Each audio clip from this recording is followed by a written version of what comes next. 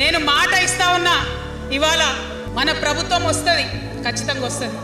ఎందుకంటే ప్రభుత్వంలో వచ్చేది మీ అమ్మ కాబట్టి అమ్మ జేబు చూడదు, కడుపు చూస్తుంది.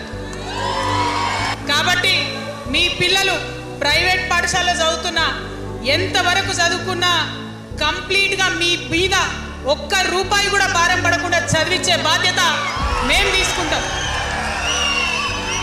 అది ప్రైవేట్ పాఠశాలలు కానీ, డాక్టర్ కానీ, ఇంజనీర్ కానీ, రాకెట్ సైంటిస్ట్ కానీ మన తెలంగాణ బిడ్డలు చదువుకుంటే ఒక్క రూపాయి కూడా పేద మధ్యతరగతి వాళ్ళ మీద భారం పడకుండా ఉచిత విద్యను అందించే బాధ్యత నేను నా తెలంగాణ బిడ్డల కోసం తీసుకుంటా అని ఈ సందర్భంగా తెలియజేస్తున్నా. మీరు ఎంత చదువుకుంటారో చదువుకోండి, ఒక్క రూపాయి కూడా మీ మీద భారం పడకుండా చదివించే బాధ్యత తెలంగాణ రాష్ట్ర సేన తీసుకుంటుంది. ప్రైవేట్ పాఠశాలలు కూడా బాగుంటాయి, ప్రభుత్వ పాఠశాలలు కూడా బాగుంటాయి, కానీ భారం తల్లిదండ్రుల మీద పడదు. అది మీ అమ్మ ప్రభుత్వంలో జరగబోతుందని, మీ తల్లి ప్రభుత్వంలో జరగబోతుందని మీకు మాటిస్తా ఉన్నా.